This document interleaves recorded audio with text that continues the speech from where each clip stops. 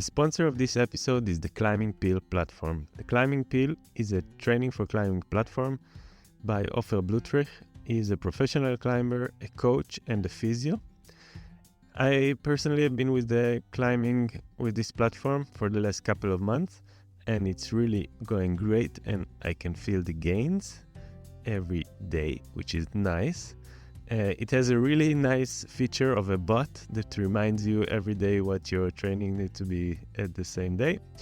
The real game changer is 24/7 support from a team of coach and a physio, and I really recommend it. It can really push your climbing to the next level and do it quite fast. So if you want to check it out and get 20% off your first month of training, use CDP24 on checkout on theclimbingpill.com. And yeah, you can also check it out in the Instagram and in the website. If you enjoy the podcast, feel free to join the Patreon of the Climbing Destinations podcast. It's as low as $5 a month, and it will really help to do it, to keep doing it, and I will thank you forever. So yeah, the Patreon Climbing Destinations podcast. Imagine that at the end we will have a huge library of 100, 200, 500 episodes of climbing areas all around the world, small and big, and you'll be a part of it, and that would be awesome. So yeah, I think that's pretty cool. For more collaboration, deals, and general interesting climbing related stuff, please feel free to visit the website climbingdestinationspodcast.com, and every episode there are the show notes of the previous episodes, and yeah, eventually we'll have a huge library of climbing areas and lots of tips and tricks and really cool stuff. So hello and welcome to another episode of the Climbing Destinations podcast. I'm Amit, your host, and thank you for being here. I just got back from a week of climbing in Tenerife Island, and it was amazing. I'm still growing my skin back and recovering my biceps. Lots of steep climbing. So today we're discovering climbing in Jamaica, and we're doing this with Juan Luis Toribio. He is a Spanish living in Jamaica for the last 3 years, and he is the driving force of the climbing development in Jamaica in recent years. I think it's fair to say that this is one of the most complete episodes we had on the show, and I mean that we get to speak about everything, and Juan explains stuff so well, and it's so nice and interesting to listen to, and that's awesome. We got to talk about stuff from the history of bolting and climbing in Jamaica, which is quite recent, the styles, the type of rock, what's happening today, what will happen in the future, and super inspiring and fascinating project that Juan is doing to make climbing accessible to the locals, actually, that live next to the rocks. And it's amazing, really, really cool to hear that. A topic that I always love to touch on is food. We also got to that, but quite towards the end, so stick around. And it's quite surprising, actually. It was a super fun and very interesting conversation, and I learned a lot about the climbing, but also about the country that I didn't know, and just fascinating. And I really now cannot wait but to visit Jamaica. So I'll just let you enjoy it, have fun, and I'll see you on the other side. Ciao. Hello, Juan. Hello. Welcome. Thank you. How are you? I'm good, man. How are you? Good. Nice to talk to you, man. Nice to finally meet you. Yeah, same here. Thanks so much for showing up. What are you up to? You said you're in Cadiz, in the south? Yes. So now I'm back in Spain after 3 years. I had been living in Jamaica for the past 3 years. My contract just finished, so I came back while I apply for my next contract. Hopefully, I'll be back in Jamaica for another 3 years. And yeah, in the meantime, I have a job opportunity in India, so I'm actually waiting for my work permit. I should be there already. But yeah, Whoa. in the meantime, just chilling at home with my family and climbing as much as possible around here because I hadn't been here in a while. Oh, So yeah, all good. amazing, man. Mhm. Wow, I have so many questions just about like the last 30 seconds you talked about. Yeah. So I'm gonna ask all those, but can you tell us a bit about yourself before we get going? Yeah. Mhm. All right, sure. So my name is Juan Luis Toribio. I am actually a lecturer in Spanish and literature, comparative literature. So I'm from the south of Spain, from La Linea near Gibraltar. And basically, I arrived in Jamaica in 2020 because I had obtained a job there working at the university as a Spanish lecturer. So the Spanish government has this program where they send teachers around the world to many destinations. And I was actually in the Canary Islands during lockdown in COVID, and I didn't have a job at that time, so I was looking for a job, and I randomly found this opportunity. Right, a friend actually suggested, "Oh, have a look at this." So I saw this program where they send teachers around the world, and I actually saw it's a big, big list of countries, and I saw Jamaica was on the list, and I thought, oh wow, I've always been into reggae music, and like Jamaica has always been interesting to me, and so I thought, let's try and and go for that opportunity. And I also always thought that Jamaica is famous for being a resort tourism type country, and that's not kind of my way to do tourism, to travel around. So I thought working there would be a great opportunity to go there, since I don't think I'll ever really go there to be in a resort. Um, Yeah, yeah. so yeah, that's basically the story of how I ended up in Jamaica. Um, and I had looked into a bit of information online about the country before I went there to see if there was any climbing before I applied for the job. And I always tell people that I found online some information about Jamaica climbing. So I'm like, okay, cool, let's go there. Let's apply for the job. And it wasn't until I actually got the job that I went back online and realized all that information I saw was about Jamaica, Vermont. So it's a bouldering area in Vermont.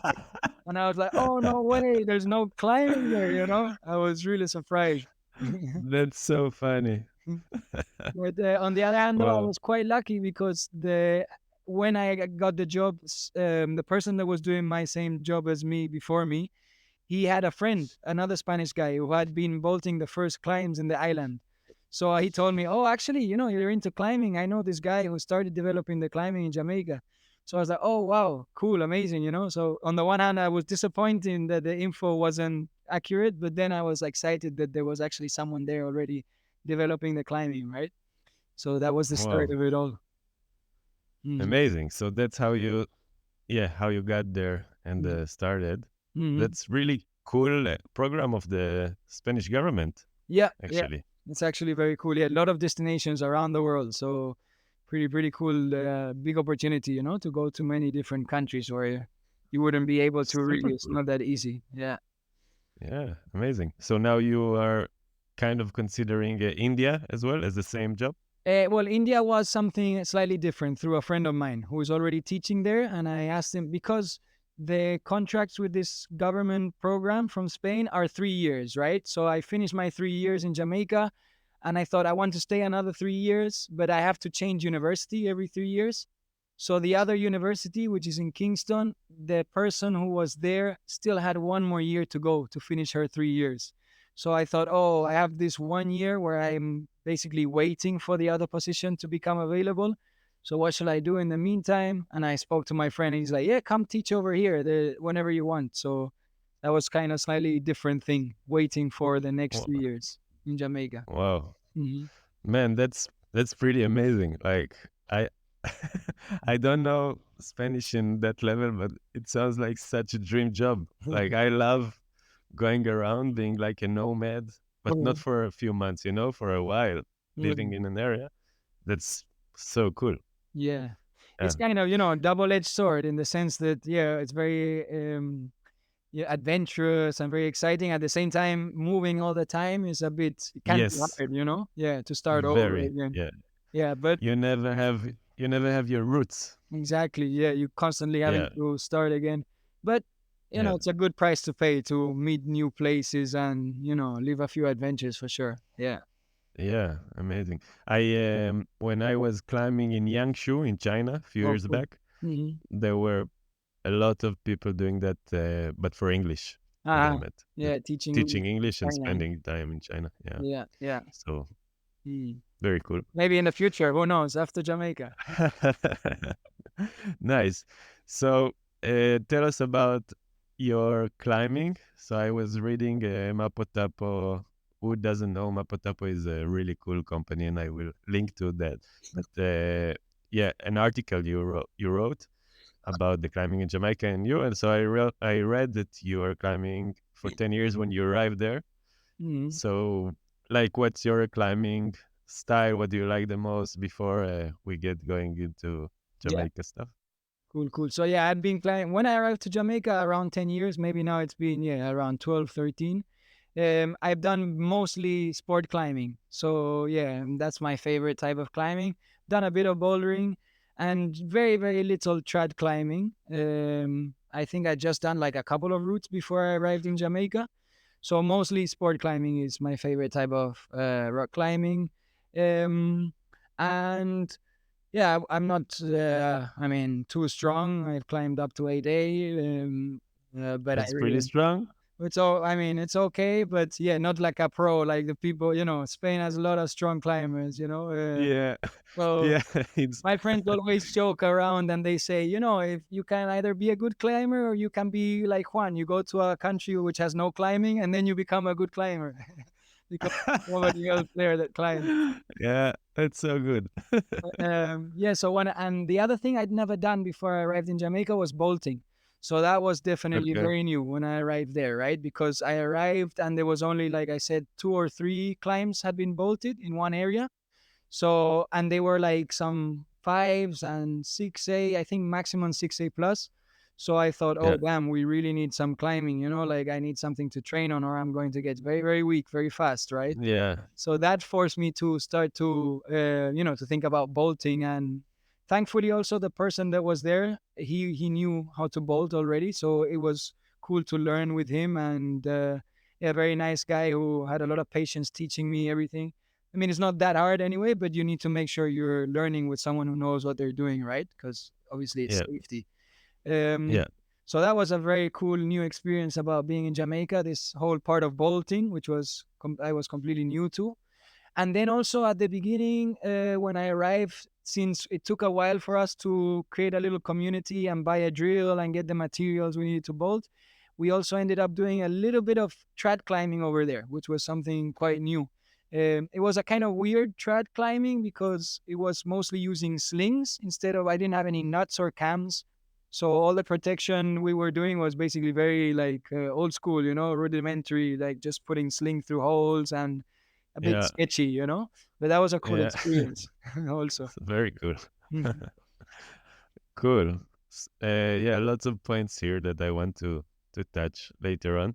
Cool. But before we go on the climbing, can you tell, like, yeah, okay, so I know about Jamaica, and I guess what the average person knows. It's funny. I'm like a geek of climbing, yeah, destinations, obviously, but like I love, discovering new areas and stuff. And really, when I thought about it and I started like researching about you and the Instagram page and Jamaica in general, then I realized like, wow, I actually don't know a lot about that. Even though that like Cuba, which is nearby, has like, yeah, even not a Petzl rock tree, but has like a video that is famous, and Central America is like pretty famous for lots of climbing. And I was like, huh, it's interesting. Mhm. So yeah, can you tell about? In my mind, Jamaica is like a rather dangerous place, and yeah, I don't know much about it. So can you tell first like about Jamaica in general, like how big it is, then like where the climbing is, and then yeah, how, yeah, just take it from there, kind of. Yeah, sure, sure. So yeah, as you say, like in the Caribbean, there is quite a bit of climbing already in some of the islands. So like you said, Cuba has climbing, and I think for a long time now. I know that also some professional athletes have been there developing some of the climbing there, like Paige Clarkson and yeah, a few others. I think also Dominican Republic has some climbing and a really cool community. I've been to both countries and people treated me really well, very like embracing and really nice communities and cool areas. And yeah, surprisingly, Jamaica, although it's a big tourist destination because there's a lot of Americans and Canadians, North Americans and Canadians coming to Jamaica all the time, surprisingly, nobody had come to bolt. So, it was this friend of mine, Daniel Odie. He was the first one to bolt there. Before he arrived, there was nothing. We kind of heard some rumors of some people that might have tried to climb those same cliffs before he arrived, but there wasn't any real information online. Also, I know Chris Sharma actually had been in Jamaica for a wedding in like 2000. Not surprising. Yeah. And he had done some deep water soloing. So that was, I think, Okay. he might have been one of the pioneers for sure, climbing over there. Yeah. So regarding Jamaica in general, as there is this prejudice that it's very unsafe, but I would say it's a prejudice, okay? Because Okay. there is a bit of crime, gun related crime, which is obviously scary. But to be honest, most of it, or I'd say, almost all of it is gang related. So it means that they don't really trouble foreigners.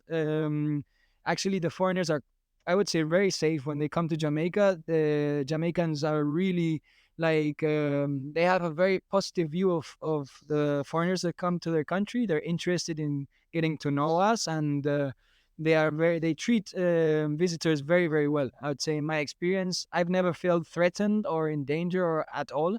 I know, yeah, obviously the statistics speaks for themselves that there is crimes and there is gun violence, but like I say, it's something more to do with the gangs, so something that wouldn't really affect a tourist or a traveler or a foreigner. Hmm. I think in general, it for a foreigner, it's quite a safe country because, like I say, they have like this very positive way of treating the foreigner. Um, and it's a very actually relaxed country. Obviously the news try to come up with the most For sensational, sure. the most shocking news stories. In general, I think life is very relaxing. It's a very I mean, what's sad to me about the country is it's very unequal. So most Jamaicans are quite poor, and there is a small minority which is very wealthy. And the country is kind of catered to the American and Canadian tourists, so it's quite expensive, which makes life there very hard for the locals. Yeah.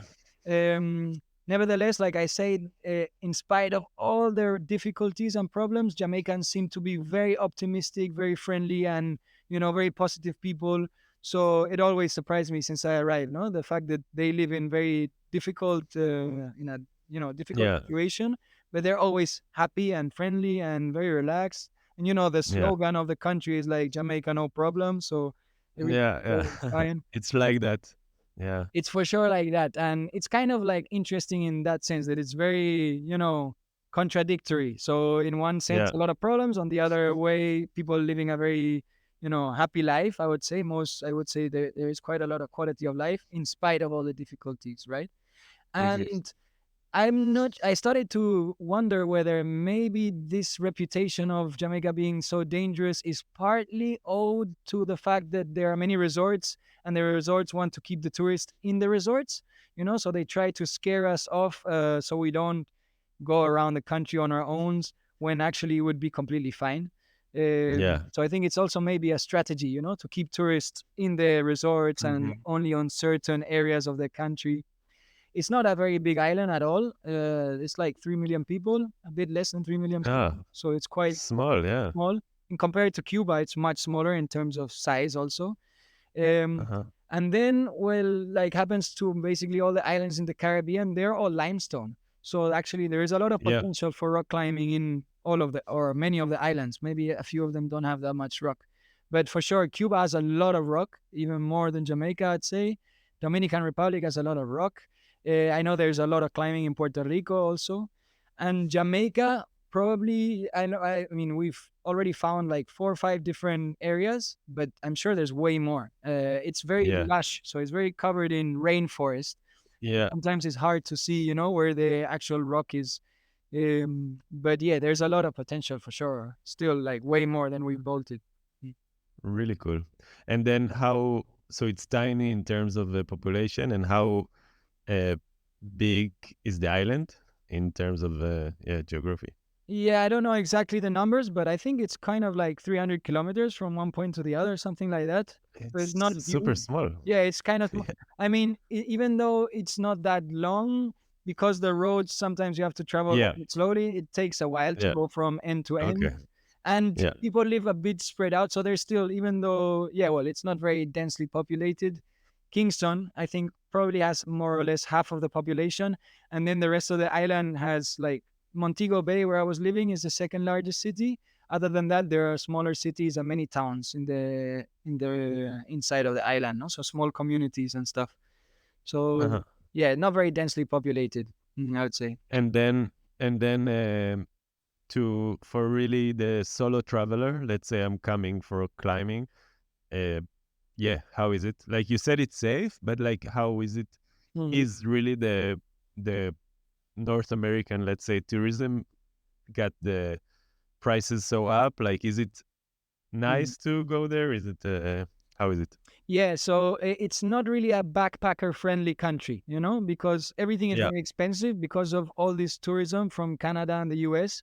Prices are very high, even compared to Spain. Even like that's stuff like, crazy. yeah, even the supermarket, is like 2 or 3 times more expensive than in Europe or in Spain at Wow. least. So it's very, very expensive, especially considering that the minimum salary, which is what most people earn, is around 350 euro, so 400 US dollars. Wow. And everything That's is like, crazy. yeah. So even like, I'd say, like, I always tell people, a carton of milk is like 3 4 euros.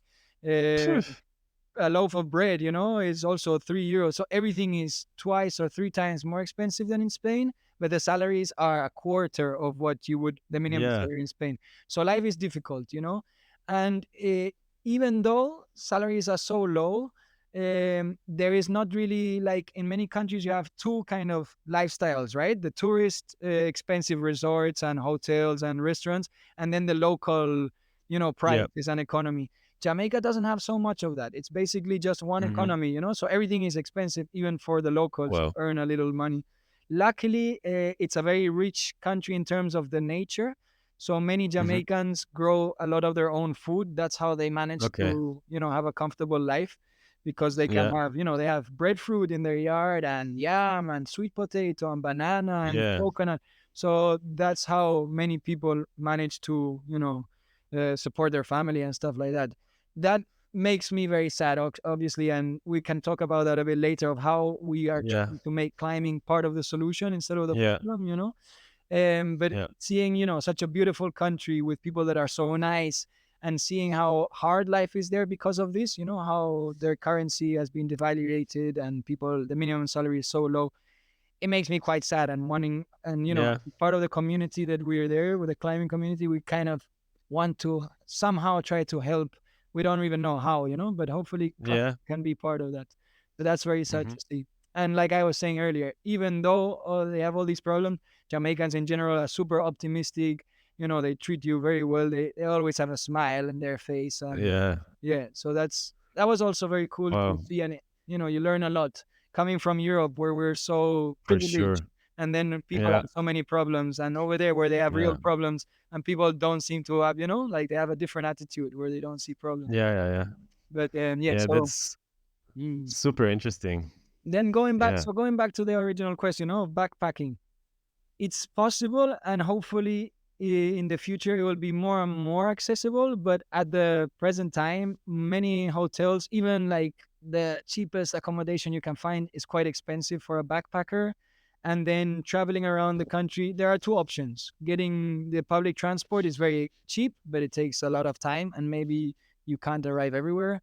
Private transportation, taxis are very expensive. So anything that's related to the tourist is very expensive. So for, dirt bag climbers, right now Yeah. it can be hard. Tricky. It's Yeah, tricky. it's tricky. I've had a few visits, and we try to help them out and try and find a cheaper accommodation or give them a lot of tips. But it's really not a country that's, oriented towards backpacking. It's way more, the monopoly is the well-off tourist who can afford to stay Hmm. in a resort. But we're Hmm. trying to find alternatives for sure for the Yeah. dirt bag. Wow. Interesting. So yeah, before we finish this episode, it would be cool if we can give tips to the dirt bag that is now going to climb in Colombia, in in Colombia. Jamaica, sorry, Yeah, yeah, not Colombia. Colombia is a different episode. yeah. uh, nice.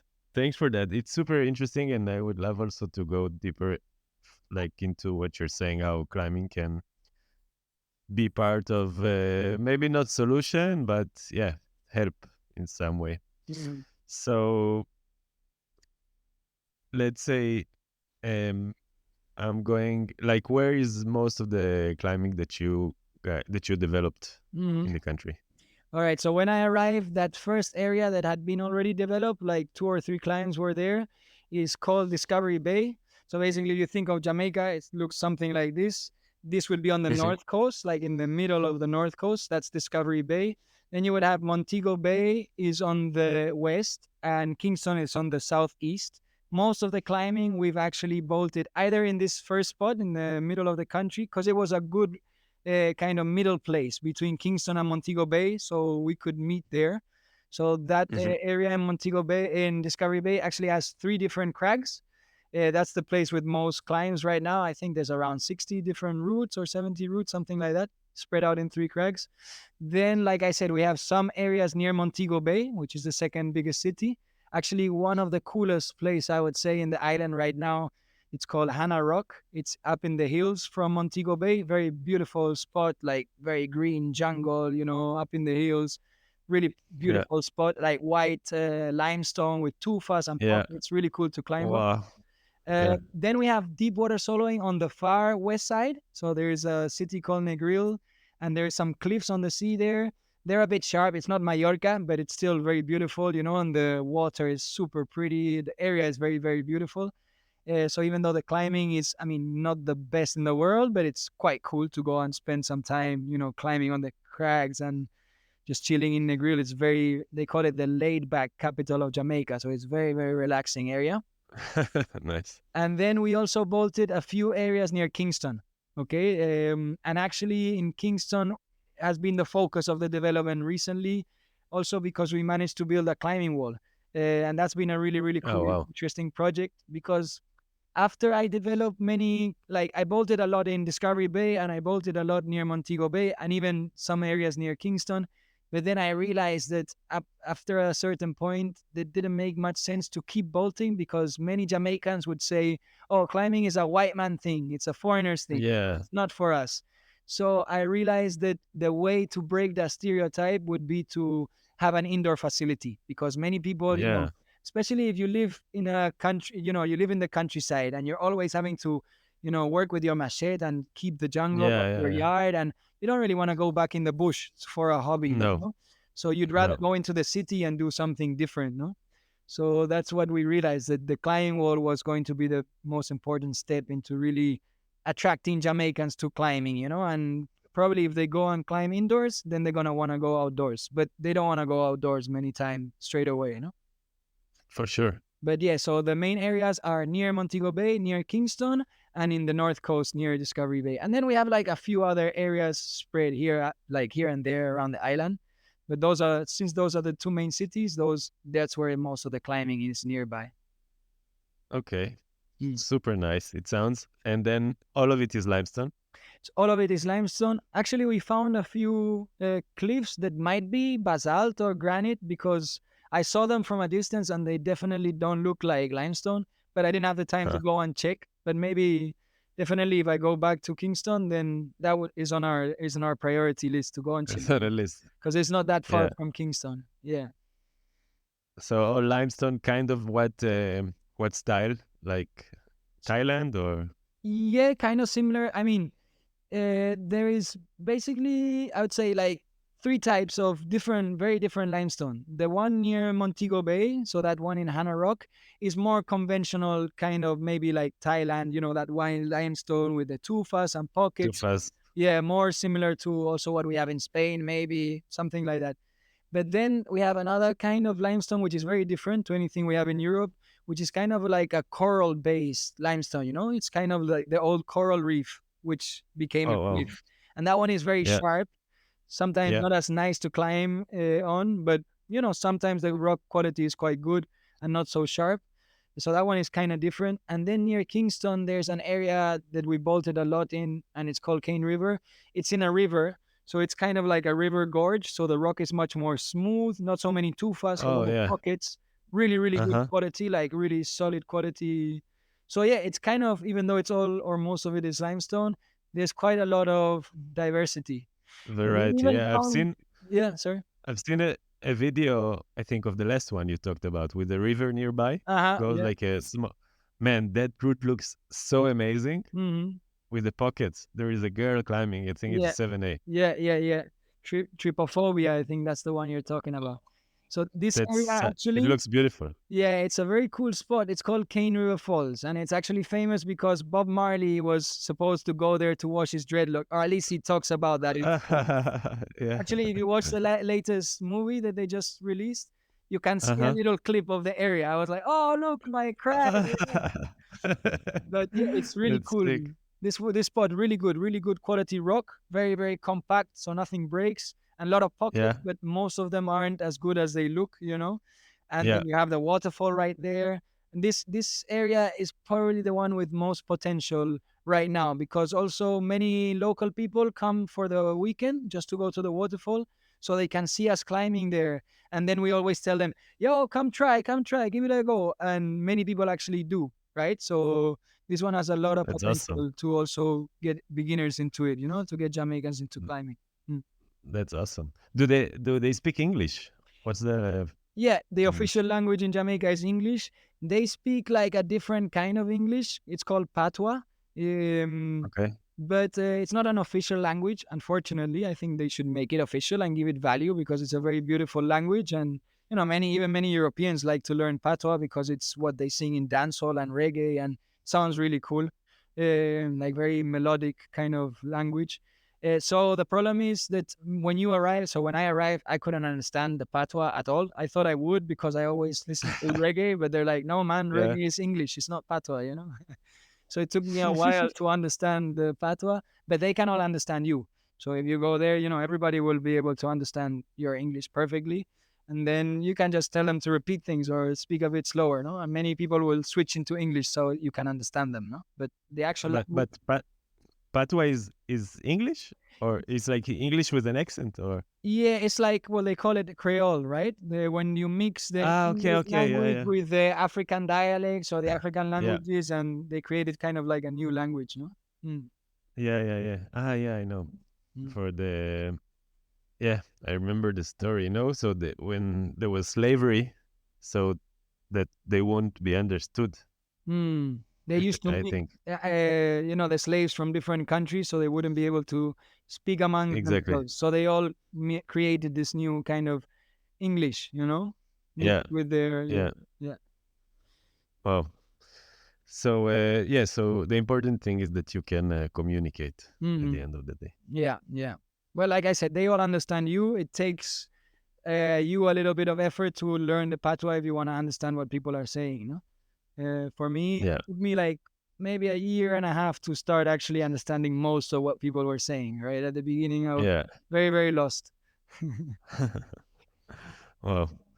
It's so interesting. I had a question about the bolting. Like I like to get into further into the climbing, but the bolting is interesting as well. Mhm. I guess it's modern because you guys are bolting it these days, so I guess it's not like I mean it's approachable, I want to think. And then what do you is it the problems with corrosion near the ocean and stuff like this?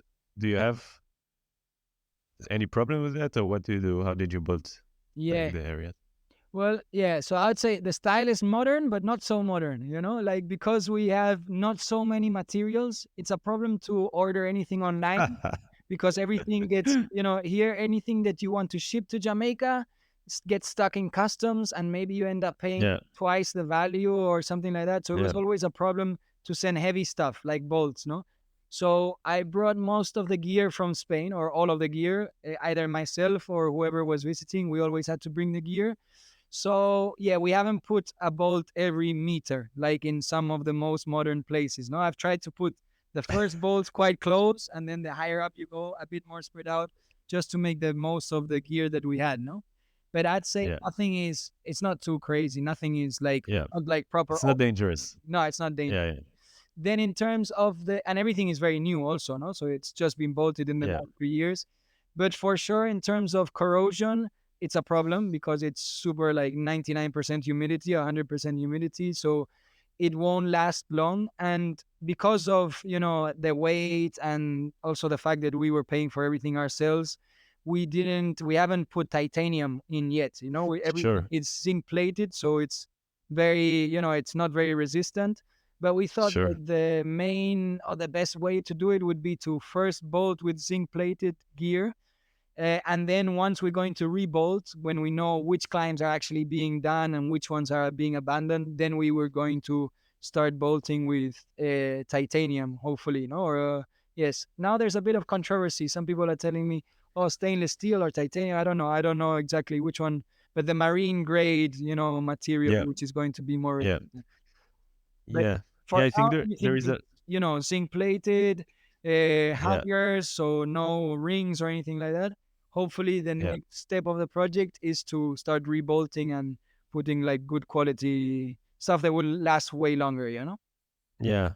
Yeah, I think there is quite a lot of research done in Thailand. Like they learned a lot Mhm. about that. I Yeah, think today's like like you said, the marine graded like titanium bolts with the glue, and yeah, I think that's kind of supposed to that should last be. for Mm. 100 years or something. Yeah, yeah. Yeah.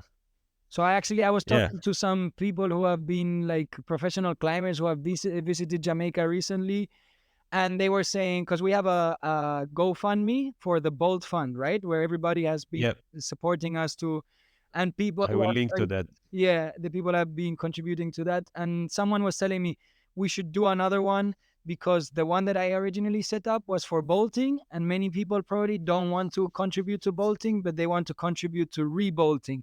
So that's going to be the next step of the project, to actually get some funds to put in, titanium rings or whatever, and Yeah. start to whatever is being climbed on more will start to be Yeah. rebuilt. But for now, everything is pretty new. Last time I checked, like before I just left the country, I checked many of the areas. There's only maybe the first one that we started bolting in 2020. That one is starting to corrode, So we're also keeping an eye out, for what, because that one Yeah. is very close to the sea. So it started to Yeah. corrode faster than the other ones. Hmm. By the way, you want me to Yeah. turn on Yeah. a It's light because it's becoming a bit dark here? Maybe you want more light here? It doesn't you matter. can. Yeah. Yeah, you can. All right. Nice. Cool. So yeah, it's a good topic. The bolting. It's important as well to know that. I mean, for people listening, for that climbing near the sea is always kind of you need to you need to know that Mm. it can be an issue, and it's cool that you do the GoFundMe. I will definitely put the link to it. Mhm. Yeah. So a few things that are a lot of things are interesting, but I need to to think Narrow it and down. not to yeah. So we got started to talk about the different cracks. So let's go like into the climbing itself. I would love to know, like, give us, I don't know, two or three, yeah, what you said are your favorite cracks, Mhm. and then the style in those, and if you have like specific routes that you bolted and you liked, you would like to talk about as well. Yeah, cool. So I would say from the areas in the country, my favorite, like I have a special kind of affinity with Tangle River, with Hannah Rock, the one I was talking about near Montego Bay, because Hmm. well, Discovery Bay was my friend who found it, right? And Kingston, the one near Kingston, was a different friend who found that one. But Tangle River was kind of my baby, I It's yours. Yes, I asked many people in my community where I was living, and they suggested I should go and check it out. And I remember like even driving there the first time and seeing it in the distance, and I was like, "Wow, this is it! Wow. This is gonna be my crag," because it was Wow. Discovery Bay, the first one that had been bolted, was almost everything was much easier. There were some routes that could be a bit harder, but in general, most of the climbing is sixes, no, so 510s, 511s. Yeah. But Tangle River, I could see straight away there was potential for some harder climbing, so for more sevens and eights. So I was kind of excited with that. And also it was closer to my house. So that was the closest place, no? And How far from maybe home? from Montego Bay, it's like 40, 35, 40-minute drive. Okay, the road is Yeah. not amazing, but it's only like 12 kilometers. If they fix up the road, Okay. it will be 10, 20 minutes, But now since the road is Yeah. bad, you have to take your time. But also the area is super beautiful. It's like in the middle of the jungle, these hills. You can hear like reggae or dancehall music being blasted by the people Wow. around. It was like, okay, Amazing. I'm in Jamaica, even though you don't see there, but it's proper. Like, I also felt, I tell people that sometimes when I take them there, I felt like Indiana Jones, going to this place for the first time, completely new, exploring, having to figure out how we're gonna get to the top of the wall, how we're gonna do everything was new.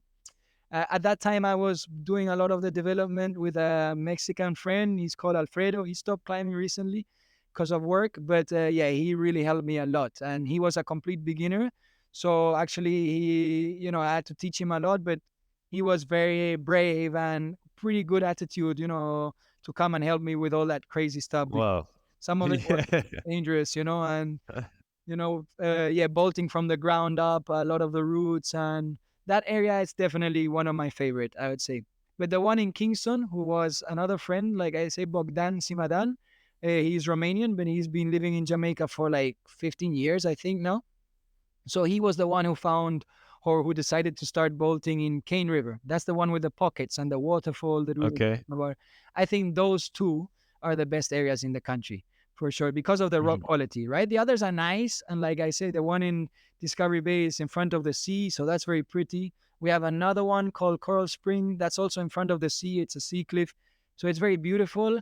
But the rock quality is not as good. It's that sharp limestone that we were talking about earlier, right? So it's not as like high quality rock. The ones in near Yeah. Montego Bay, so Hannah Rock and Cane River, the one near Kingston, both of them are Hannah Rock. like, yeah, high quality rock, both of them, no? So I would say Yeah. those are the best. Then in terms of routes, well, in the 60s, like 6A, 6B, there are many, many routes actually. Most of the Huh. routes in Discovery Bay are around that grade.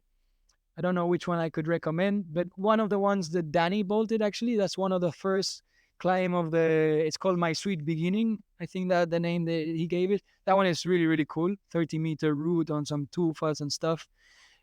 Some of the ones in Tangle River, also in the 6A range, there's one called Johnson Lone Crow. That's sorry, Lonson John Crow. That one is really cool. Um, in Cane River Falls, the people who are going more regularly recently, they also really always do a route that they very like. It's the Tipsy Turtle, I think they call it, or something. So there, I mean, in every crag, you have some sixes, you have some Yeah. sevens, and you have a few eights. Um, Yeah. Obviously, for me, the ones that I enjoy the most are the ones at my limit. So I bolted Yeah. in Discovery Bay. There's one. It has to be confirmed. Okay, so it's a proposition of a day. But seeing that most of the climbs that I proposed haven't been downgraded, actually some of them have been upgraded. I'm pretty confident that it will stay around 8A, maybe. Yeah. Cla- So yeah, Classic Spanish. yeah, Classic yeah. I Spanish. try to keep it with handbags so nobody can downgrade my route. No, but I try. Some Yeah. people are wanting to downgrade the sixes, so but not the sevens. And I'm like, no, no. Let's be nice with the beginners. Leave them, Yeah. give it the 6B. Totally. But if you want to Totally. downgrade something, downgrade the sevens. To make it, you know, Yeah. be a bit harder on ourselves. Um, but there's Nice. quite a few 513s around the island. Some in Tangle River, some really cool ones. This one called La Senda, like the path in Discovery Bay. There's some in Cane River too. Actually, Kai Leitner was visiting us recently in I saw Japan, that. Yeah. and he Did he managed. did he come did he come for the climbing? Yes, so he came for two reasons. One, to check out the climbing and to learn how to bolt, because although he's a super strong climber, he's climbed up to 9A, he had never done any bolting before. So we Huh. started to talk, and I told him, well, I'm happy to kind of, help you to learn how to bolt and teach you a bit how it works. It's very easy. So he came to check out the climbing, to do some bolting, to learn how to bolt, and then for this project about the climbing wall, he heard about it. He said, "Oh yeah, I want to Oh, support wow. that." So he brought a lot of climbing holds, and he supported Amazing. that project. Amazing. Hmm. So cool. So cool of him. Yeah. And actually, when he came, I brought him to Cane River and I let him try one of my projects, which I hadn't managed to do. And it was very easy for him. We gave it like For eight, sure. eight plus. Yeah. And that route, Nice. right now, it's the hardest confirmed route in Jamaica because there's some others that Nice. might be around the same grade, but I haven't done them. So he did it quite fast. And yeah, he confirmed 8A plus. So that's the first 8A plus in Jamaica. Um, Super cool. yeah, and that area actually has some really scenic climbs, even if they're not that hard. Like there's one that I bolted called Natural Mystic right by the waterfall. It's maybe 60 plus, 7A, but very, very cool, like enjoyable, joggy climbs, good holes, and with the waterfall right next to it, no? So Wow. yeah, definitely one of the coolest routes in the country. Yeah. Beautiful. Mm. Beautiful. So I want to get like a picture in people's minds of how the wall looks like. So let's not all of them, but like the two walls that you were talking about that are the best quality rock. Hmm. So can you like paint a picture? You were starting with one with the your crag Yeah, that you were saying that it's like super lush and jungle. yeah, So how is the surrounding and the wall, like how tall, and is it, yeah. yeah, how is it? Okay, cool. So yeah, this one, the one called Hana Rock, the one that's close to Montego Bay. Montego Bay is on the coast. Okay, it's a city that has has a bay there, very beautiful on the sea, but it's surrounded by hills. So to get to Hana Rock, you actually drive up to the hills. So you're on top of the hills already. So it's a bit inside the country, not very far from the coast. But you can't see the coast anymore. But because it's on the hills, there's a nice breeze most of the time, and it's very, like I say, very dense jungle. So very green, pretty surroundings. And the walls themselves, it's two different walls. So I called one the western wall and the eastern wall just to differentiate them. One is a bit smaller and one is a bit wider. Both of them, well, one is a bit also lower in size, so around 30 meters, and the other one almost 40. Oh wow, Yeah, it's a big so wall. pretty big. Yeah, for like one pitch climbing, it's kind of ideal size. Yeah, The sorry, what is it? The western wall. The beginning of the roots sometimes are a bit more covered in like vegetation and stuff, but the eastern wall is perfect. Like it's just blank limestone. There is a bit of dust on it, which I mean, if there were more climbers, yeah, it would get clean quicker. But because it's with so few, traffic. yeah, exactly.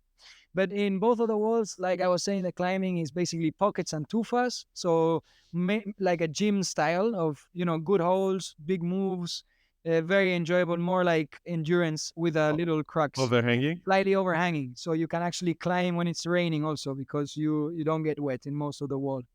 Uh, Sounds amazing. yeah, and then there also has some roofs in one of the sections with a bit more bouldery kind of climbing. But in general, it's more like Yeah, endurance with a very specific cracks. So most of it yeah. endurance and then little cracks. And they go from, I think the easiest one is 6A plus or 6B, something like that, and the hardest one maybe 8A plus. Yeah, I don't think it reaches any 8Bs. So that's most Uh-huh. of them are sevens in that crag. Uh-huh. And very enjoyable style. There's also another crag nearby with the same kind of rock, but only we bolted two roots are bolted right there right now. And that one is called Camp Millbrooks. And there's actually the project there, although it's going very slowly, of setting up a campsite in that place. So that was one of the Nice. options for the dirtbag climber who wants to come and stay for cheap. We're trying to get this campsite to, open. The problem is, well, it's been kind of slow. The owner still has to put your running water, electricity, because right now Yeah, everything's very basic. So it's still in process. But hopefully, I mean, if people want to come and climb and camp with very basic facilities, they can get they in can. touch, and we can maybe even allow them to stay, you know, basically for free or for very, very little money. But with right now, the facilities are almost non-existent. Right in the future, Yeah, hopefully there will be like good toilets, good running water, and electricity and everything, and then it can actually become a real campsite. Right now, it's just like an idea, really.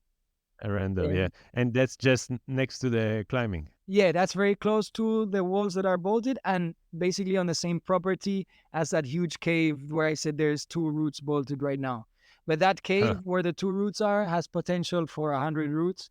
And that could be, Seriously. yeah, it could be the future of climbing in Jamaica too, because it's like 60-meter overhang with a lot of stalactites everywhere. And, there's a lot of work that needs to be done yet still to bolt all of that. But yeah, it has a lot of potential. So that Do one, you have a video or photos of that? yeah, I think on the Instagram there should be one of the videos that Gaz, who was a filmmaker from Well Good Media, he did a short clip and posted some images of that. Of this? So also, Okay. if you go to the Sterling website, they uploaded one of the clips that they uploaded there about Jamaica has some videos of that. Yeah, has a bit of that. Okay. I feel like we should contact Petzel for a Petzel rock trip for this Yeah, cave. we were thinking about that actually. Yeah, and there's also another area which hasn't been developed yet. It's in the center of the island, and it's like one big sinkhole. So imagine if this hill Oh, in wow. the middle had collapsed, and then you have like Collapsed. an amphitheater of maybe a Yeah. hundred and something meters of rock. Would be very cool. The problem is it's Wow. owned by a mine company, I think. So I don't know if we're gonna get the permission to bowl there or Maybe not. tricky. But for this one, for sure, in Camp Millbrooks, we just need to, build up the facilities a little bit more, I think, before we can accommodate people. But there's Ah, definitely enough rock for, people to come and bolt a whole bunch of. The only problem for pro climbers is the temperature, no? Because if you want to climb too hot. 9A, obviously with 30 degrees, it's very hard, It's eh? harder. Yeah, it's Yeah, harder, but yeah, it's okay. It's a good. Today they are so strong, 9A yeah. is not even hard for them. True. Also, like if you compare it to Thailand, it's not as hot, it's not as hot as Thailand and Vietnam and Laos. So, and there's been a lot of climbing developed there. So why not, Jamaica, and True. especially in the winter months, like right now, January, February, it tends to get cooler. So these would be the best Uh-huh. months to go there. And Nice. then And I wanted to ask, what's the color of the rock it's in white. that This one area? is white with some black streaks, but mostly white limestone in this area. Not orange. Not orange, no. Actually, there's not that much. Some of the ones in Discovery Bay, the one that I told you is coral reef kind of rock, Yeah. that one sometimes is orange. When it's better quality, it tends to be orange. And when it's more sharp, it tends to be black or white. Then the Yeah. other The one, white. The yeah, white is quite difficult to on site. yeah, you It's can't see like the chalk on, no? it's hard to read. Yeah, many Yeah. times. But here it's And more like about slippery, no? it's slippery, yeah. Sometimes it's a bit slippery, yeah. Yeah. Yeah, but very good quality, I'd say, in general. And then the one near Kingston, it's more like brownish, grayish rock. And that one, not really any tufas, mostly the pockets. Like I would say, that's kind Yeah. of the main feature. And it's even more polished than the white one, so like not much friction, which actually Wow. I really like. People tend to complain about polished rock, but I think like even in Thailand, if you've been there, it's super super polished, no? Sure. But Sure. I Yeah. think Yeah. in Thailand also it's kind of naturally polished. It's not that it's like you go to El Chorro in Spain and the roots are polished because That's a million yeah. climbers have been on them, no? But some of the rock, like this one in Cane River, because it's river rock and there has been a lot of water running through it, for millions or thousands of years. So that's why it's naturally polished. So it does have some friction, but you still have to be a bit more technical, right? When it's polished, you have Sure. to place your feet better. And so I kind of like it because Yeah. you can't just do whatever. You actually have to be precise, Yeah, It teaches you how to climb. Yeah. for sure. Yeah, yeah. And this one in Cane River, it's like I say, very nothing breaks, really, really compact. Even Super sometimes solid. putting the hole in with the drill, it's like, oh wow, it feels like granite, like you're really Wow. going to struggle. But yeah, feels very safe once you put the bolt in. You're like, there's no way this is coming out. Um, and that one there is a big gorge. So we bolted kind of the beginning of the gorge, some of the climbs there and near the waterfall, but it keeps going for ages. So there is room there for like 300, 400 climbs. I don't know. There's a lot of space there. Wow. Mhm. And then maybe Amazing. if I have to choose a third place just because of the scenery, not so much because of the rock, I would say that one called Coral Springs. It's also on the north coast. But that one is like, oh, the ideal picture you have of Jamaica, where you're like basically, you see the turquoise water and you have the turtles coming up to breathe, and very, very pretty. All these crow, like they call them the John crows, which are like vultures. They're there on these cliffs, and that one is very bright green, bright blue, really pretty colors, and completely, Wow. no buildings, nothing there. So like kind of wild landscape. That one is, in terms of the ambience, the place, I think that one is. I mean, they're all cool because they're all so different. You have jungle, you have Yeah. sea, you have the river, the waterfall. So they're all quite unique. Um, Yeah.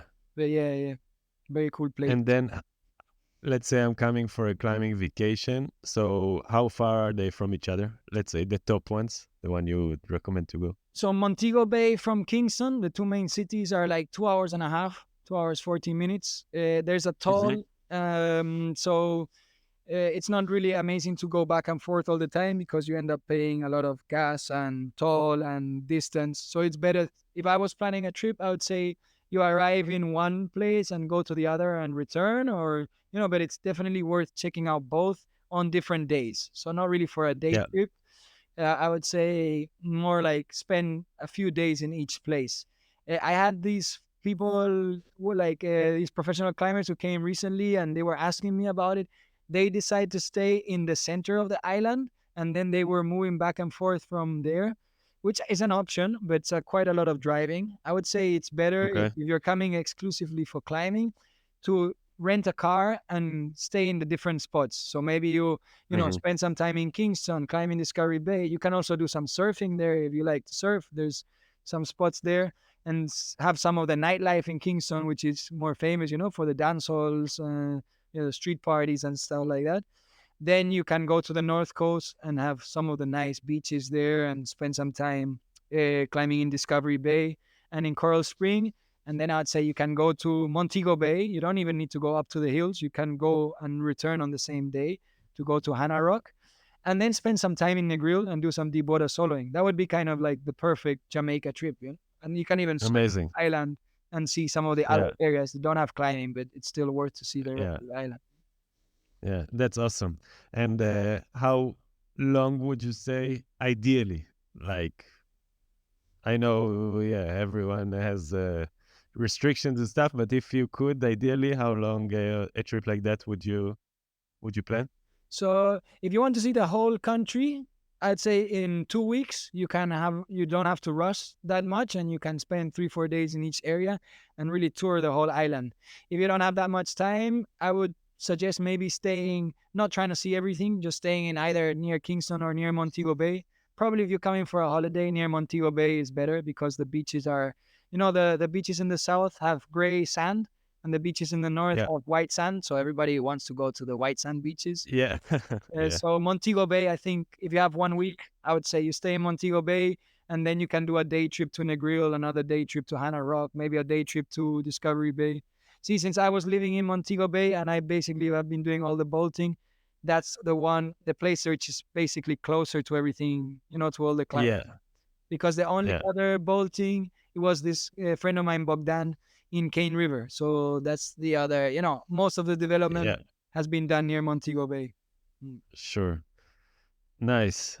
That's awesome. I wanted to ask one more thing about the climbing. Yes, about this related. So let's say we're doing this trip, then the accommodation where I'm staying is always it. Apart from this camping spot that will be opening, it's only like the option is only high end, touristy, like super expensive stuff, or there are other stuff. There is not so much, to be honest, of like low cost stuff. The best option is to go Okay. to Airbnb, or Yeah. like most of the stuff on the hotel websites, they are quite pricey. Um, Yeah. right now, we're also thinking of a way to try. We have I know of a place near Montego Bay. It's a bit on the outside of Montego Bay, so it's not really close to the sea, but it's closer to the climbing area that might become available soon. I'm trying to talk to the owner, and we're also trying to convince hotel owners and the people that we know about, this, climbers aren't rich, and we normally want to stay for a long time so we can climb, but we don't want to spend, a fortune on accommodate. Yeah. So it's something new to them. So they're also trying to, mostly To the attitude understand. right now is no, I'd rather just rent it out. Ooh, Yeah. Okay. We're good. stop. Oh, you're back. Yeah. You went for a. Yeah, so I was saying that most of the options are quite expensive, but there are some cheaper hotels in Montego Bay. Also, Airbnb in Kingston might also be. And yeah, like we're saying, we're trying to get a list of contacts so that when climbers ask us through Instagram, we can suggest some places. But to be fair, there's not a whole lot. Camping is an option, even like wild camping. I know some people that have come and have come, but it's not a very common thing for people to Yeah. do. So people might be like, "What the hell are you doing here?" Normally Yeah. people are nice, but still, it's not something usual. So yeah, some Yeah. people are. But you can find accommodation for like $50 a night, more or less. And then Okay. Yeah. hostels maybe. There is one hostel in Montego Bay, I think around $30. So yeah, Okay. not super cheap. Maybe having a van and even sleeping in the van is also possible. It's not, again, something that's not done a lot in the country, Yeah. but it's an option. And then I Yeah. don't know if couch surfing works or not, but maybe that's an option too. I'm not sure. Hmm. Okay. Nice. It feels like that if you stay there for another 3 years, and if what you're doing in the community will grow, it feels like it will happen because climbing tourism generally is a good thing and it's like sustainable. And Mm, when the locals normally learn about it, they like it and they want, more of that because it's really, at the end of the day, it's like good tourism. So mm, mm. maybe. For sure. Hopefully, the thing is, in Jamaica, there's the mentality of, oh, I want to get rich, trying to just, open up a hotel for the foreigners and charge a ridiculous amount of money a night. And Yeah. even though the facilities aren't even that great. But with some of the people that I've been talking to, I've been trying to say, like, listen, this is a different type of tourism. First off, people aren't rich and they're coming to spend some time in the country, not just for a few days, but maybe spend a Yeah. longer period of time. And it's just a different like business project, or whatever you want to call it. It's not so much of Yeah. trying to take off the maximum amount of money in the smallest amount of time. It's more of having someone who lives alongside of you. And yeah, like you were saying, normally the type of tourism surrounding climbing is kind of respectful, and it's a nice type of tourism, no? So but they're not so used to that kind of tourism right Yeah. now, no? So it will take Yeah. some time for them to kind of understand, that there is two different types of traveler. Yeah. And I feel like you actually, as someone that is kind of developing it, you have an advantage. I just had an episode with Bernd Zanger, that he is developing an area in the Himalayas, a Mm-hmm. bouldering area. Mm-hmm. And you kind of can look at other areas that have suffered from, mass tourism and mass climbing tourism and stuff, and had, climbing taken away from different areas and restrictions and stuff like that, and can learn from that and see how you, yeah, What to as you avoid, get no? going, you already know what to do. So Yeah. that's actually very, very cool. um can you tell me a bit about the project you did, like the wall for the locals? Mhm. That's interesting. Yeah, so I can give you a bit of background info also, no, about that. So basically, when I arrived in the country, like I said, this other guy had already bolted something, but he worked a lot and he didn't have a lot of free time. So one thing he didn't do was basically to create a community or to tell Jamaicans, yo, there's climbing in your country, you want to try it. So when I arrived, I thought like one of the priorities has to be, community building. Also because I thought, first, it doesn't make sense for two Spanish people to live in Jamaica and just be us clients. No. We might as well go back to No. Spain, like what's the point? And Yeah. then I also thought, well, it's a very cool thing, no? The fact that it's a new sport and offering a new activity, also making people realize that a rock in their backyard is actually useful or valuable, that you can do Yeah. something with it. And I Yeah. thought, well, for me, it was motivating to get people into climbing, right? If not, like I say, we might as well go back home and bolt. There's so much rock I can bolt here in my backyard in Spain. Yeah. So that was the main aim of mine when I started to create. That's why I created the Instagram page, even though I Uh-huh. won't like social media. I didn't have, any Instagram or anything before, but I thought, okay, this is worth it. It's going to be a good Yeah. way for it to become known. Um, but so that was the beginning of the community. And also, what I try to do is to tell people since day one, we are not a business, we are a community. We don't charge money to take you climbing. We want to take you out for free. We're going to give you gear. Also because, I travel quite a lot, and everywhere I went to, the climbing community has always been super nice to me.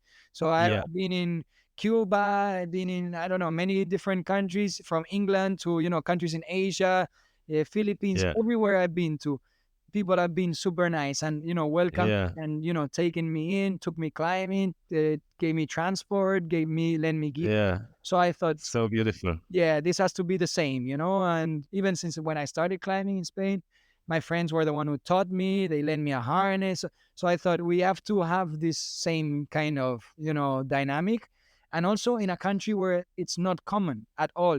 It's very, very capitalist, everything, each one to their own, and everything for profit, and they don't have this mentality of stuff belonging to the community and not having private property, and just trying to do stuff for the sake of it and not for profit. So that was Yeah. very important to me. I also thought, you know, Jamaica is a very divided country where you have sports like golf, horse riding, even surf, or they are not available to most Jamaicans. Most Jamaicans will Yeah. never go to a golf course because it's very Sure. expensive. They will never do scuba diving. So I thought I don't want climbing to become one of those things. And I didn't want it also to start another business started by a foreigner in Yeah. Jamaica, where I make a bunch of money and I pay a Jamaican worker very little, and I am the exploiter. Like, there's already a lot of Spanish resorts and Spanish companies that are doing exactly that. So, like I said earlier, no, I didn't want to be part of the problem. I want to be part of kind of the solution, or at least an alternative, no? So that was the big like focus of our Instagram page or on our community, to offer the sport for free, to have as many people as possible try it, and to kind of have this mentality of we're a community, nothing is. So even the gear that's donated to us, we have given out some gear, but we also try to tell people, look, we're going to lend it to you for now. If you can afford to buy your own, great. If you can't, you can keep it, but ideally all the stuff that we have belongs to the club, and then anybody who needs it can take it out. No, so rather than you keep your shoes and maybe you're climbing once a month and keep the shoes in your cupboard, it's better if the shoes stay with the club. And then I always used to bring a huge bag of shoes with 50 different pairs of all sizes, so Wow. whoever comes can borrow some climbing shoes, can borrow a harness, and all that. No, so going back to the climbing wall thing, the climbing wall has been like a continuation of that. Like I told Yeah. you, I realized after I took maybe, I don't know, 200 or 300 people out climbing, and many people would only go Oh, wow. uh, Local. This. maybe exaggerating, I Wow. don't know, but it's been a lot of people, A no? lot. We Wow. Yeah, maybe And like they're excited. They're excited to go. a lot of them were very excited, thinking like first that they were never going to try an experience like that, or that, but one thing I did see though, many people would come, think, oh, that's crazy, that's a crazy thing to do. Yeah. And they don't even Yeah. want to try it. Or they would come one time and be like, okay, but I can't afford to go out every weekend or whatever, no? So after a while, we soon realized that we don't need to continue bolting another 200 routes, because maybe it doesn't, people will still not come. So what we need to do is this climbing wall. And actually I had a filmmaker, this guy I mentioned earlier, Gaz. He contacted me and he said, look, I have a project with Adidas and we want to make a climbing movie, and it would be cool if we brought an athlete and we bolt some climbs and we make a video. And I told him, like, yeah, that's kind of cool, but I think if you come and we bolt some climbs and we make the video and the athlete goes, we're not leaving anything behind in the country. So it would be just, True. Jamaica will be the scenery, it will be the background to your movie, True. but it's not really affecting Jamaica. It's nothing beneficial for Jamaica. We're all foreigners, the athlete, you and I, and so it's kind of, I don't know if that's the best way to do it. So I thought, why Mhm. don't we try and do something that we leave something behind, no? And after I had many people told me, oh, I would like to try it if it was an indoor climbing wall. I would want to try on the artificial holes. So I thought it's obvious. That's what we need to do. So bring the athlete, but let's focus on, leaving something behind. So we leave the climbing wall behind. And like it's only been a couple of months since we did it, but already I can see because we have also a WhatsApp group, and there's so much more interest in climbing since we built the wall. Wow, So I'd say maybe almost 80 people probably joined our group in the last few months. amazing, Yeah, a lot of amazing. people keep contacting saying, "Oh, how can we go to the wall?" Wow, And because it's also free, public, anybody can yeah, go. You don't have to, so that yeah, also opens it up a lot. for sure. Mm. Wait, but this movie happened at So the the end? movie has been filmed and it's right now it's being edited. And one of Ah, the aims is to awesome. present it to the Real Rock Festival. So For the next one, for the next one, for let's see. Fingers 19, yeah, crossed. That will be a good, yeah, if it comes out on Real Rock, then it's going to give Jamaica a lot more visibility, for the climbing. yeah, So let's see. Fingers crossed. Yeah. yeah. I hope it sounds like an amazing story. So beautiful and yeah, well done. Like with the vision, Thank really, really, yeah, really awesome.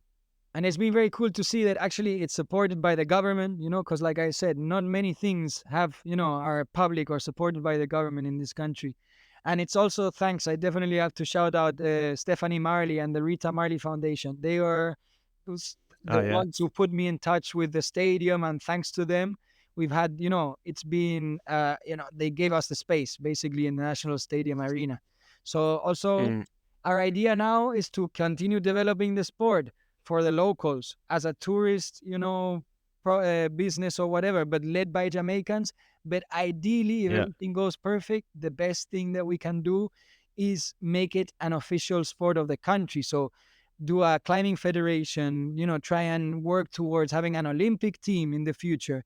If it can grow in that way, because, Jamaicans yeah, are strong athletes. They do a lot of, yeah, yeah, and they're like really love competition and the Olympics and all that. So if we can, put those two things together, climbing and the Olympic Committee, and maybe they will be the next strongest speed climbers. Who knows?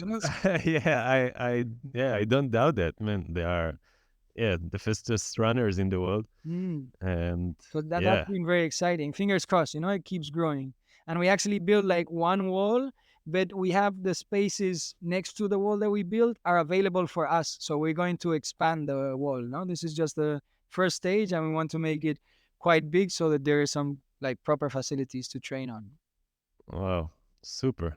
And then, how do you find it yourself, or you find, or the government help funding, or this what you said before, the GoFundMe? How did it? This one was actually funded by Adidas. So Adidas put some budget Shout in out for to the movie. Adidas. Yeah, and shout out to Gaz too, because basically the funding was for the movie, and Gaz decided to allocate part of that funding to build the wall. So yeah, Amazing. and also then Kai, because Kai Leitner also has a foundation.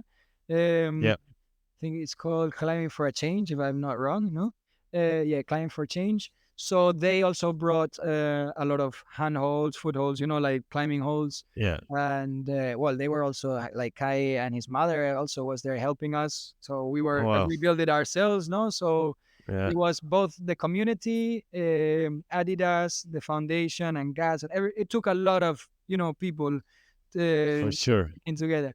The government supported us with the space, but not with the budget, and the Okay. foundation with the making it easier for us to negotiate with the stadium, no? So the Rita Marley Foundation, and then they Yeah, are open to supporting us in the next stages. So yeah. it's very very cool on everyone's part. It couldn't have Wow. happened without everybody for sure. That's such a beautiful story. Hmm. Yeah, really awesome. And yeah, fingers crossed it goes. Yeah, it's planned. Nice. Let's get wrapping up and few like finishing bits and pieces.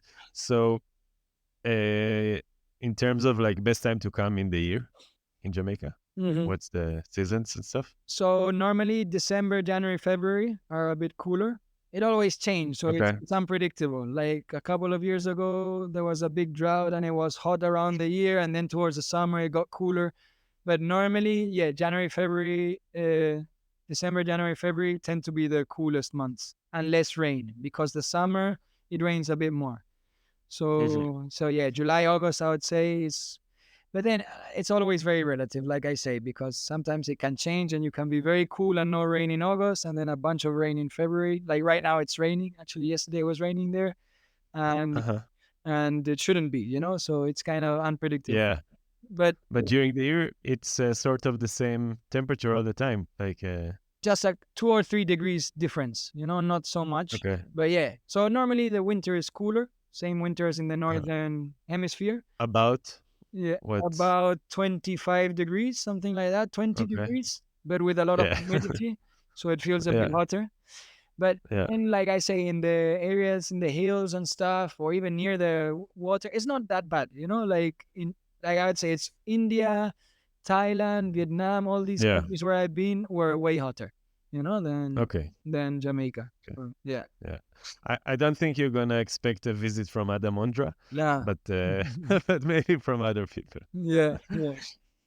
Nice. And there was something else I wanted to talk about, which is food. Hmm. I read an article a few years ago about the runners, and that the secret is that they love sweet potatoes. Sweet potato is my favorite food, Okay. and they have like 200 or something different sweet potatoes in Jamaica. That's Uh, true. yeah, I didn't know about the 200, but yeah, they eat a lot of yam, sweet potato, banana.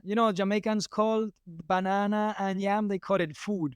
So food is actually, these foods Wow. specific.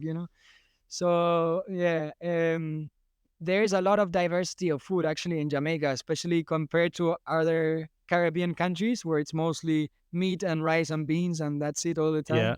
Jamaica has Yeah. a lot of Indian influence. So you have curry goat, curry chicken, and a lot of No way. spices. Yeah, it's a very like full of flavor, the food actually. Um, Huh. it's I mean, and it's even possible to eat vegetarian, even though I'm not vegetarian, but I know there is like Rastas, some Rasta eat Ital food. Ital is a Jamaican word for natural. So it's an option to, not eat any meat, and they have a lot of, different Ital dishes. Most Jamaicans, though, will eat meat. I'd say even many of the Rasta eat meat, chicken, and they don't eat so much beef. Many of them are Adventist also, so beef is not allowed, or alcohol. But yeah, in general, there's a quite a lot of variety. So from fish to meat to a lot of rice and peas, as they call it, which is rice and beans. Yeah. Food, um, like if you go to a restaurant, it's not super cheap. Maybe even more expensive, a little bit more expensive than Spain. If you go to a cook shop and buy a box of food, then it's very cheap. So then for like three, Huh. $4, you get a good meal. Uh, Okay. they also have a lot of Chinese immigrants, so there's quite a lot of Chinese food influence over there. That's crazy. Yeah, So interesting. a lot of Chinese, a lot of Indian, so they have both mixes, no? Yeah, so food is actually not expensive, no, in general. I mean, you can find places which are and a lot of variety, like I said. So that's kind of, yeah. I really Nice. like Jamaican food, I have to say. Nice. Nice. Cool. That was it's a topic I like to touch. I think as always I have a lot of more stuff to say, but I think we'll call it here. Mhm. It was super interesting, really. Also, Jamaica, the project you are developing yourself, and the climbing, which is now I have another spot on the map to go to. One. Really, yeah, super interesting. And I want, before we go, like to ask you if you have more things to say, whatever. You have anything else? Yeah, I would just say if anybody's interested in visiting Jamaica, to reach out through the Instagram, Jamrock Climbing. Even if I'm not there, I always put people in touch with whoever's there, and welcome. People are always very, very, looking forward to meet foreign climbers, and the community is quite small. Even if we've had a lot of people coming recently, the people who are actively climbing every week is not that big. So everybody's excited to meet foreign climbers. Also, if anybody's planning to visit, to bring any gear is always useful, because what I was talking about is taxes. It's not possible normally to order stuff online because you pay twice for it and the salaries are so Yeah, low. So any help, also contributing to the GoFundMe goes a long way, because for now it's been basically myself and two other friends who have funded everything. So we spend a lot of money on bolts basically, and and all the other stuff we needed to bolt. And yeah, we even, just for info, they're welcome to reach out, and we can put them in touch for maybe with potential accommodations or whatever. And yeah, I really hope that it continues to develop in the same way. And, it's a Jamaican led industry, hopefully in the next few years. So there will be some Jamaican climbing guides, and, everything it won't be a foreigner exploiting the country like No, most other businesses. It will be a Jamaican thing. And, very like crossing our fingers for this other stage of the development to make another Olympic sport and all that. That would be amazing if that happens. it would be We'll amazing. see. And to watch out for Yeah. the documentary, see if it releases Yes. soon. Yes. If it doesn't go on Cool. Full Rock, it will be on the Adidas channel for sure. So everybody Yeah. can check out for that. I will be linking all of those stuff you said in the show notes and on the Instagram and everything. Also be tagging Adidas and Gaz and all that. Cool. So it will be spread around, and the GoFundMe as well. And yeah, so everything will be there.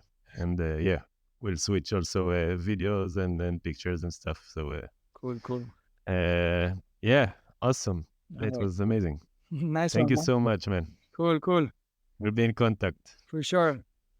Have a Nice great to meet evening. you, man. I leave this open then for Good. now, yeah? So it continues. Yep. Cool. Well, Yeah. hopefully we catch each other climbing at some crag, maybe in Catalonia or in Andalusia or in Jamaica. Who knows? I'm sure. I'm sure we will. Nice one, man. All right. Nice to meet you. Ciao. Have a good night. Hey, and welcome back. Thank you so much for sticking around. I hope you enjoyed this one. I know I sure did. It was really insightful and cool. And yeah, I learned a lot about Jamaica in general and the climbing, of course. Yeah, if you're enjoying the episode, feel free to join the Patreon, check out the Instagram page, and visit the website for the other episodes as well to learn about new climbing areas around the world. So thanks again, and climb hard, train hard, and I'll see you in 2 weeks. Ciao, ciao.